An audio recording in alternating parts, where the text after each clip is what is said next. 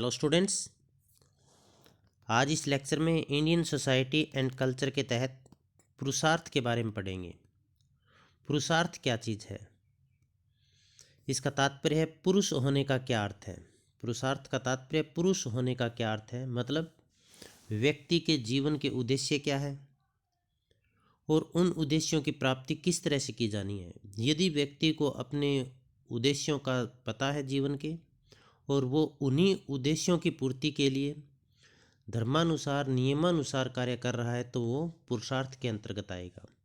व्यक्ति के जीवन के उद्देश्यों को 4 भागों में बांटा गया। या हम यूँ कहें कि पुरुषार्थ के 4 उद्देश्य हैं: धर्म, अर्थ, काम और मोक्ष।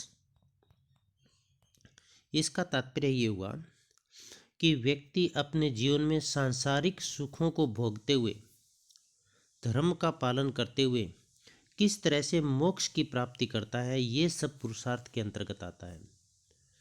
देखो, भारतीय जो समाज है वो सांसारिक सुखों को अल्पकालीन मानता है, शाश्वत नहीं मानता है।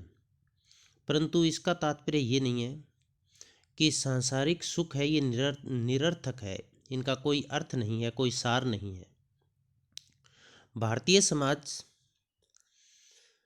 के अंतर्गत ये माना जाता है कि जो सांसारिक सुख है उनको भोगते हुए व्यक्ति किस तरह से मोक्ष की प्राप्ति करता है, जीवन मरण से छुटकारा पाता है, किस प्रकार वो अपने जीवन के सर्वोत्तम उद्देश्य को हासिल करता है, यही पुरुषार्थ कहलाता है। तो हम यहाँ पर डिटेल से जानते हैं पुरुषार्थ के बारे में। व्यक्ति के जीवन रूपी यात्रा में 4 स्टेशन है। व्यक्ति के जीवन रूपी यात्रा कौन सी? जब व्यक्ति का जन्म हुआ तब से लेकर मृत्यु तक। और व्यक्ति के जीवन का अंतिम उद्देश्य क्या होता है? मोक्ष प्राप्त करना।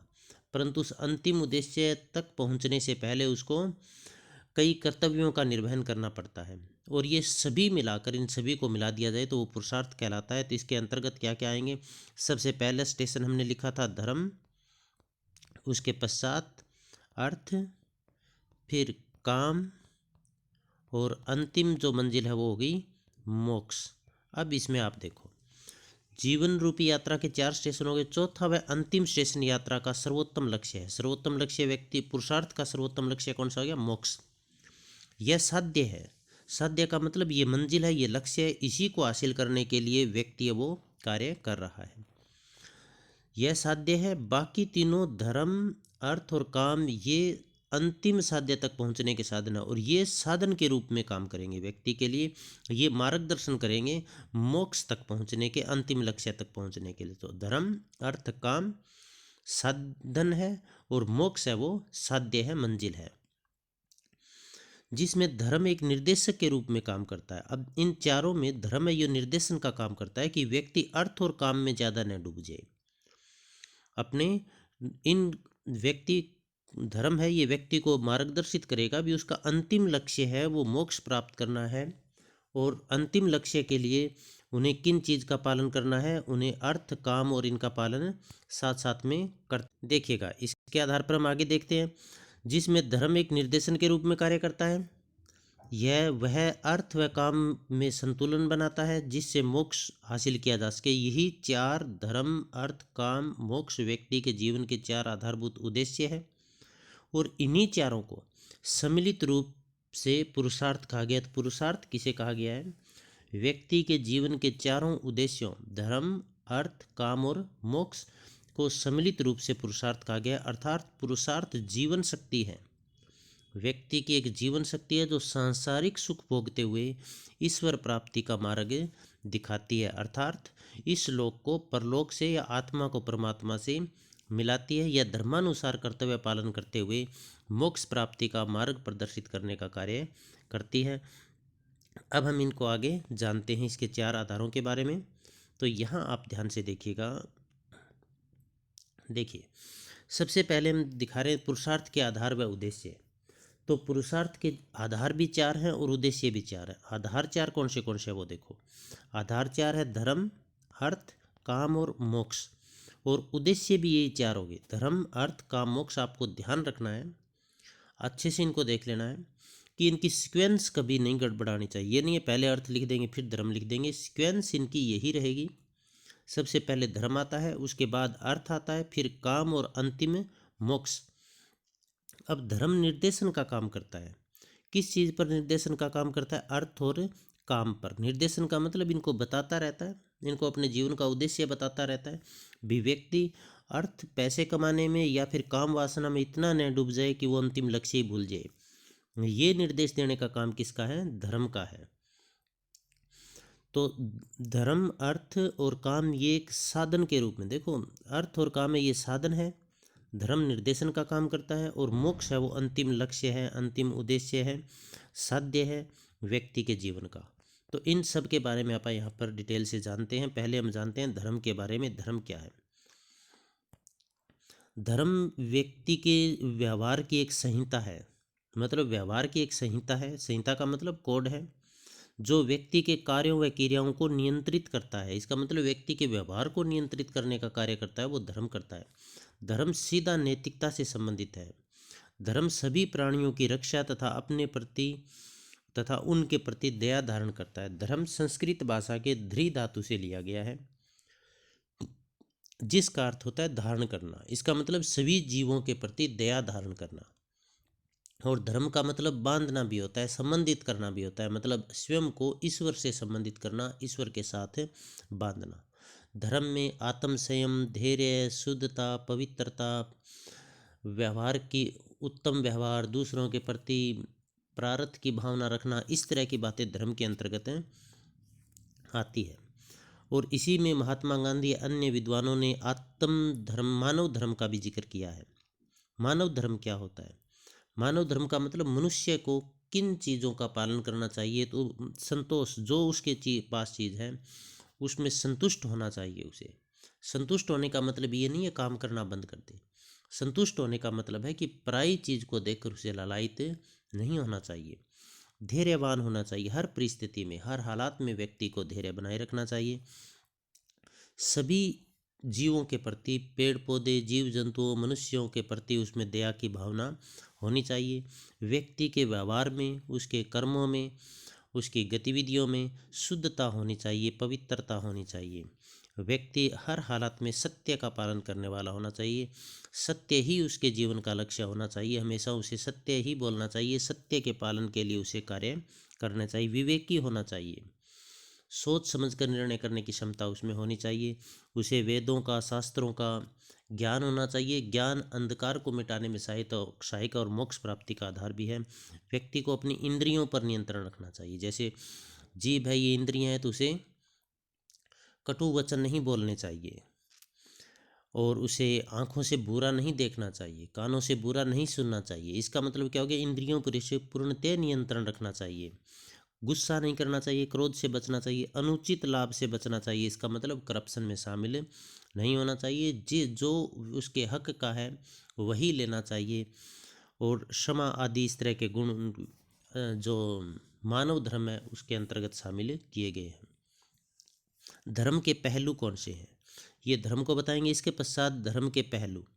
धर्म के ये 6 पहलू हैं यहाँ पर। वर्ण धर्म, जिनका व्यक्ति को पालन करना चाहिए। ये जो पुरुषार्थ है ये व्यक्ति के कर्म भी है, भी इन कामों को व्यक्ति को करना चाहिए। वर्ण धर्म कौन सा होता है? वर्ण धर्म वह धर्म होता है जो वर्णानुसार व्यक्ति को निभाना पड़ता है। वर्णानुसार निभाने का मतलब ये हो गया, अभी 4 वर्ण है, ब्राह्मण, क्षत्रिय, वैश्य और शूद्र। तो इस चारों वर्णों के कार्य क्या क्या है वो वर्ण धर्म के अंतर्गत आएंगे। जैसे ब्राह्मणों का कार्य क्या है? शिक्षा, अध्ययन करना और अध्यापन करवाना, और इसके साथ साथ उन्हें यज्ञ और अनुष्ठानों का आयोजन करना, और स्वयं भी यज्ञ और अनुष्ठान करना, पढ़ना पढ़ाना, बलि आदि का विधान करना। ये कार्य किसका है? दान लेना, ये कार्य ब्राह्मणों का है। कौटिल्य बताए ने ये चारों वर्णों के कार्य बताए। मनुस्मृति में मनु के द्वारा चारों वर्णों का वर्णन किया गया है। क्षत्रिय का कार्य क्या है? अब देखो, जो ब्राह्मण है उनका कार्य पढ़ना है, शूद्र को छोड़कर पढ़ना सभी का कार्य है।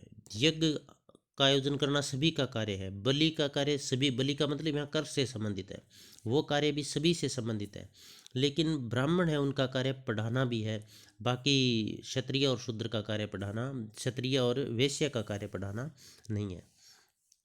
तो अब क्षत्रिय के कार्य देखने हैं। पढ़ना, यज्ञ व बलि आदि का आयोजन करना, दान व उपहार व भेंट देना। ब्राह्मण का लेना था ना, दान लेना, इनका हो गया देना। और सैनिक के रूप पेशे को अपनाना, रक्षा करना, युद्ध में पीठ दिखाकर न भागना, दूसरों की संपत्ति की रक्षा करना, ये कार्य है क्षत्रिय का। वैश्य का कार्य क्या है? पढ़ाई करना। अब किस चीज़ की पढ़ाई करना? व्यापार और वाणिज्य की पढ़ाई करना, कृषि करना, पशुपालन करना, यज्ञ करवाना और बलि से संबंधित कार्य करना, दान देना आदि कार्य ये है वैश्य के हैं। शूद्र का कार्य दूसरों की, इन दूसरे वर्गों की सेवा करना। अब सभी इन वर्गों के लोगों को अपना अपना कार्य सही तरह से ईमानदारी के साथ बिना किसी फल की इच्छा के निभाना, ये वर्ण धर्म के अंतर्गत आता है और यही मोक्ष का या मुक्ति का आधार है। इसके बाद करते हैं हम आश्रम व्यवस्था। परंपरागत भारतीय समाज में आश्रम व्यवस्था का बहुत अधिक महत्व था। व्यक्ति के जीवन को 4 महत्वपूर्ण भागों में बांटा गया है और वही 4 भाग है वो आश्रम है। व्यक्ति की आयु है वो 100 वर्ष मानी गई और 100 वर्ष मानकर प्रत्येक आश्रम में 25-25 वर्ष का रखा गया है। पहला है ब्रह्मचार्य आश्रम, दूसरा गृहस्थ आश्रम, तीसरा वानप्रस्थ आश्रम और चौथा संन्यास आश्रम। ब्रह्मचार्य आश्रम है, इसमें बच्चा शिक्षा दीक्षा ग्रहण करता है, अपने व्यक्तित्व का विकास करता है। जैसे ब्राह्मण है तो वो शास्त्रों की शिक्षा ग्रहण करता है, क्षत्रिय है तो वो शस्त्रों की शिक्षा ग्रहण करता है, वैश्य व्यापार वाणिज्य कृषि पालन और पशुपालन की शिक्षा ग्रहण करता है और शूद्रों को शिक्षा ग्रहण करने का अधिकार नहीं था और ये उपनयन संस्कार के पश्चात शुरू होता है। तो ब्रह्मचार्य आश्रम के पश्चात गृहस्थ आश्रम, जिसमें व्यक्ति वो 25 वर्ष के पश्चात शुरू होता है, जिसमें व्यक्ति अपने विवाह करता है, संतान उत्पत्ति करता है, उनका पालन पोषण करता है, उनकी परवरिश करता है। और 25 इसके पश्चात 50 वर्ष की आयु में आएगा आगे वानप्रस्थ आश्रम। वानप्रस्थ आश्रम का मतलब है व्यक्ति दुनियादारी से मोह त्याग कर वन के अंदर वन गमन करता है। और संन्यास आश्रम अंतिम 25 वर्ष 75 to 100, इसमें व्यक्ति दुनियादारी से सब कुछ मोह तोड़ लेता है, नाता तोड़ लेता है और सन्यासी का जीवन यापन करता है। वो ध्यान लगाता है ईश्वर प्राप्ति की तरफ, उसका ध्यान ज़्यादा होता है। तो ये मोक्ष प्राप्ति का आधार बताया गया है, जो कि पुरुषार्थ का अंतिम उद्देश्य है। इसके पश्चात अपन करते हैं कुल धर्म। कुल धर्म वो धर्म होता है जो व्यक्ति का अपने परिवार के प्रति, अपने परिवार के सदस्यों के प्रति कर्तव्य होते हैं, उसको कुल धर्म कहा गया है। अब कुल धर्म को 2 भागों में बांटा गया है। नंबर 1 तो पहला कुल धर्म के अंतर्गत ये हो गया भी व्यक्ति का अपने परिवार के सदस्यों के प्रति व्यवहार और आचरण किस तरह से करना है, श्रद्धा और सम्मान के स्वरूप क्या, उनका पालन कैसे करना है। इसका मतलब परिवार के अन्य सदस्यों के प्रति उनका व्यवहार कैसा होना चाहिए, ये कुल धर्म के अंतर्गत आता है। और दूसरा, अपने कुल की परंपराएं क्या है, कुल की मान्यताएं क्या है, उनकी रक्षा करना कुल धर्म के अंतर्गत आता है। काल व देश धर्म। काल व देश धर्म का मतलब ये हुआ कि समय के अनुसार और देश के अनुसार धर्म में वो बदलते रहते हैं। धर्म नैतिकता से संबंधित है और नैतिकता समय अनुसार देश के अनुसार बदलती रहती है, इसीलिए धर्म भी परिवर्तनशील हो गया। व्यक्ति को इन परिवर्तनशील धर्म के अनुसार पालन करना चाहिए, देश के अनुसार समय के अनुसार पालन करना चाहिए। जैसे एक समय था जिस समय भारत के अंदर जो नैतिकता सती प्रथा में थी, मतलब इसी बात को नैतिक माना जाता था कि जो महिला है उसके पति की यदि मृत्यु हो जाए तो उसे उसके साथ जिंदा जलना पड़ता था। परंतु आज इस नैतिकता में परिवर्तन हुआ, धार्मिक मूल्यों में परिवर्तन हुआ और इसको स्वीकार नहीं किया जाता। तो ये काल व देश धर्म का मतलब हो गया व्यक्ति को काल मतलब समय और देश के अनुसार धर्म का पालन करना चाहिए। अगला है राजधर्म। राजधर्म शासक वर्ग से संबंधित है।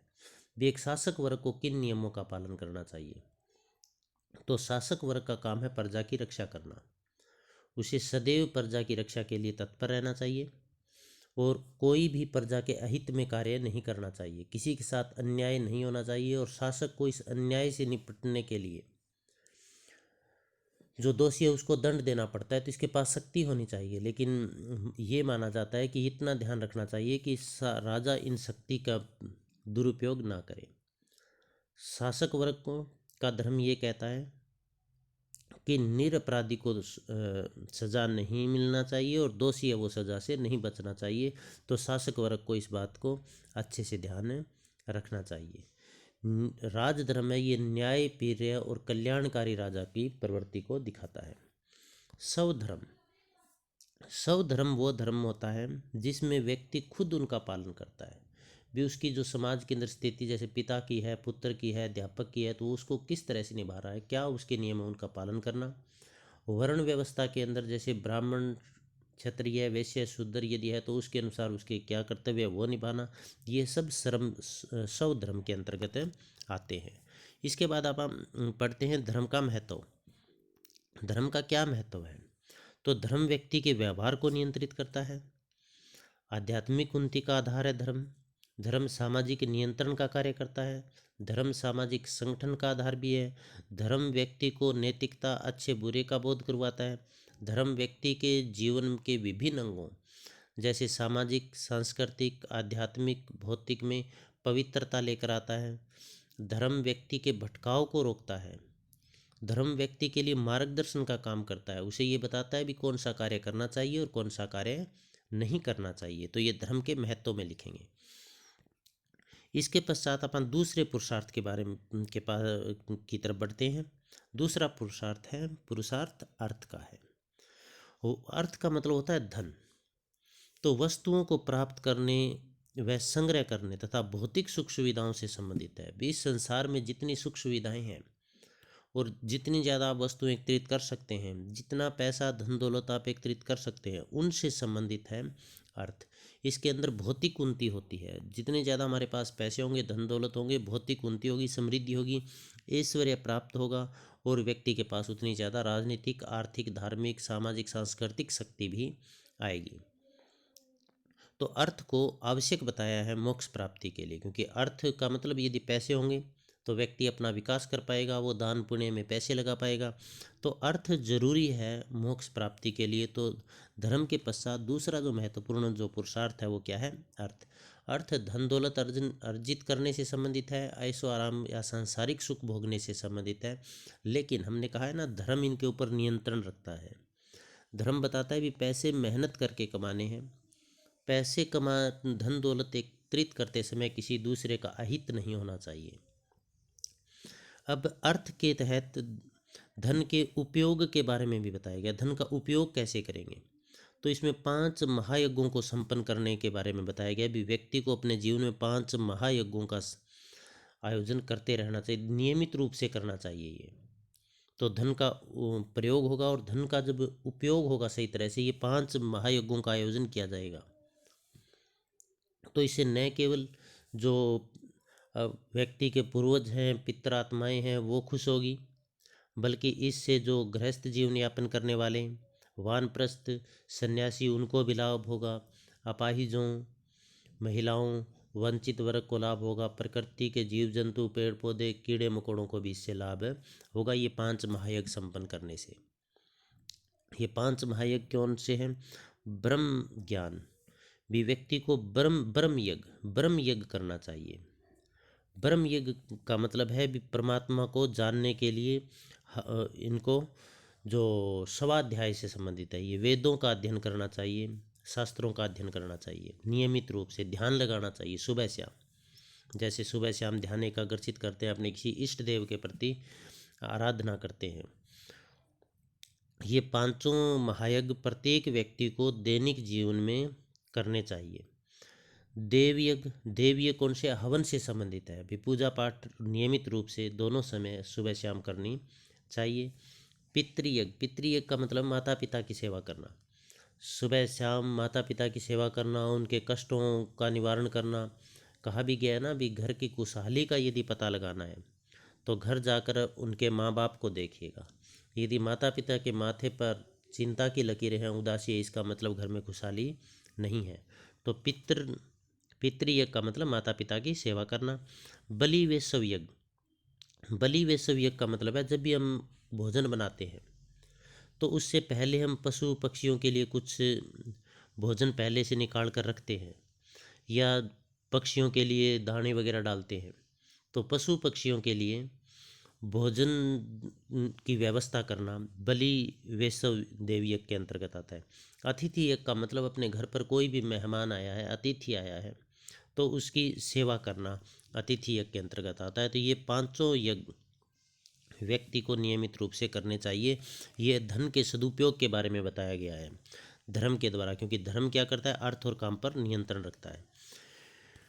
इसके बाद हम अगला देखते हैं काम। काम है, ये क्या है, काम भावना से संबंधित है, ये भावुकता से संबंधित है, ये सौंदर्य से संबंधित है, ये यौन सुख संतुष्टि का आधार है, ये जीवन के आनंद से संबंधित है, ये व्यक्ति की अभिलाषाओं, लालसाओं, इच्छाओं से संबंधित है।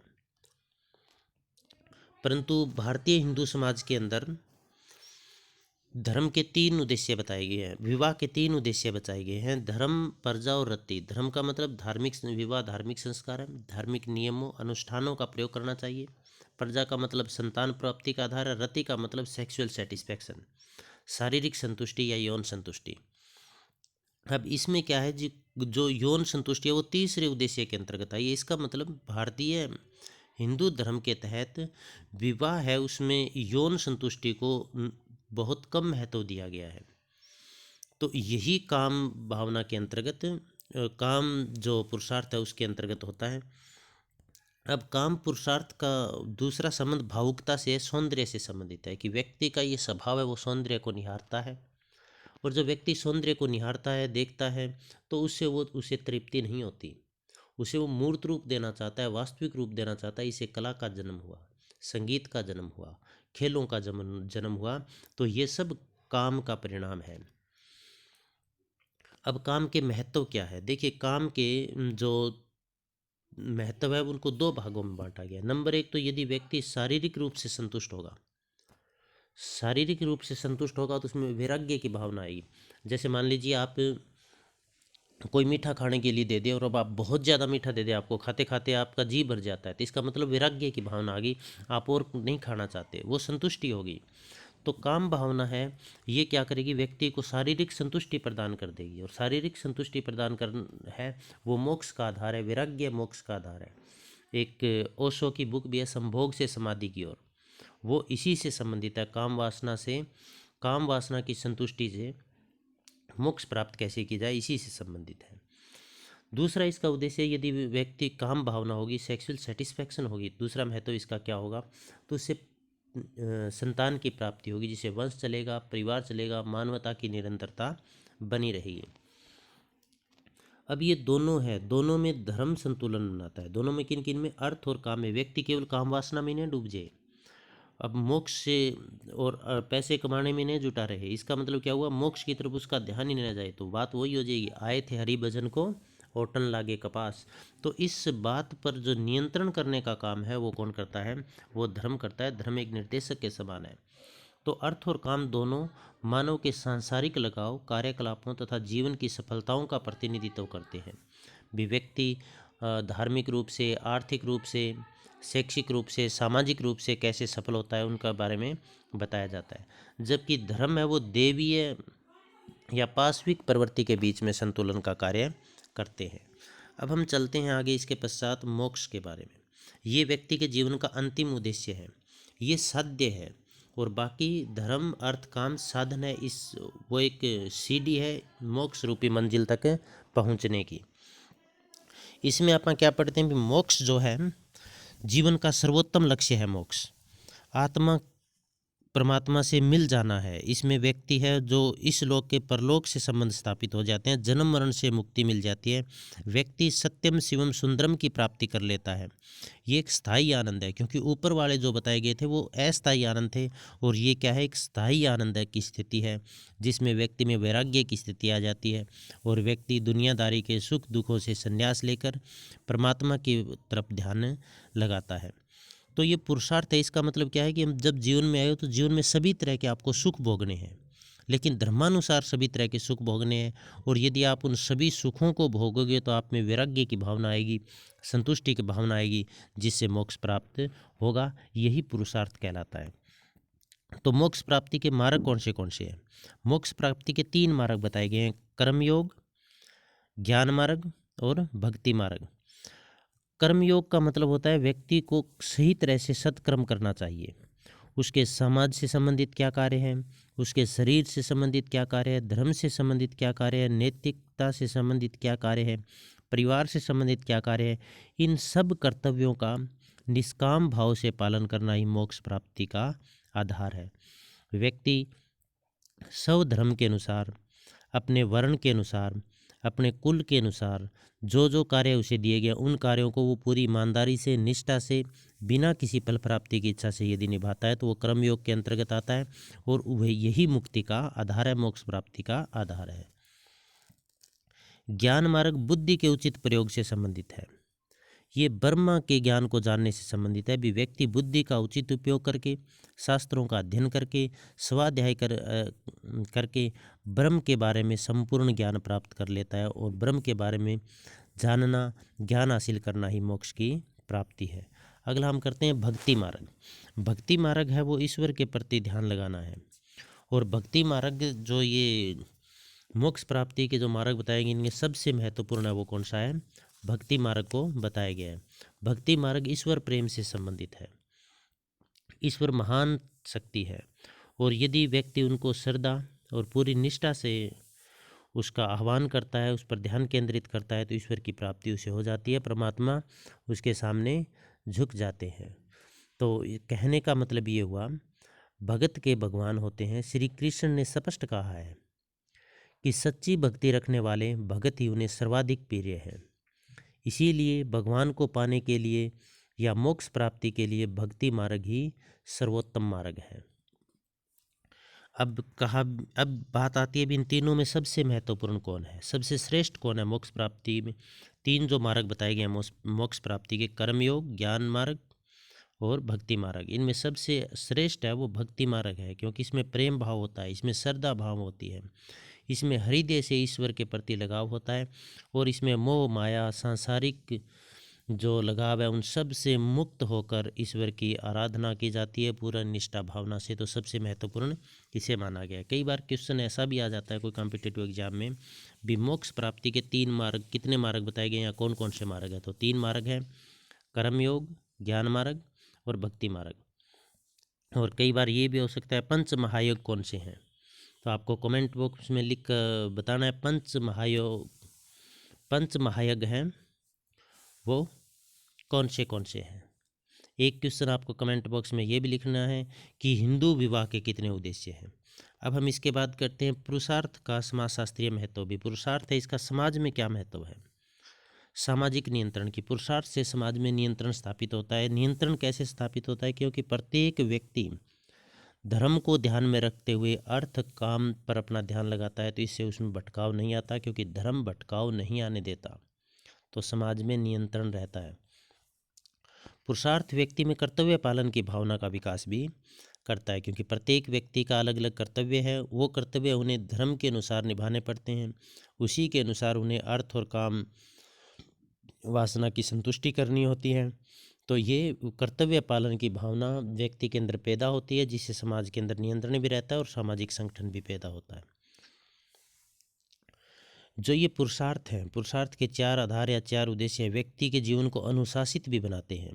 अनुशासित बनाने का मतलब व्यक्ति धर्मानुसार, विवेक के अनुसार, धैर्यशीलता के साथ, शांति के साथ अपने लक्ष्यों को हासिल करने के लिए कोशिश करता है और सांसारिक सुख भोगते हुए मोक्ष प्राप्त की तरफ बढ़ता है। व्यक्तित्व का विकास, इससे ये पुरुषार्थ व्यक्ति के जीवन में व्यक्तित्व विकास में भी सहायक है, क्योंकि इससे व्यक्ति को ये पुरुषार्थ है ये व्यक्ति के लिए एक मार्गदर्शन का कार्य करते हैं। उसे पता है कि उन्हें कौन सा कार्य करना है और किस तरह से कार्य करना है, तो उसे मानसिक संतुष्टि रहती है, जिससे वो अपने व्यक्तित्व का संपूर्ण विकास कर पाता है।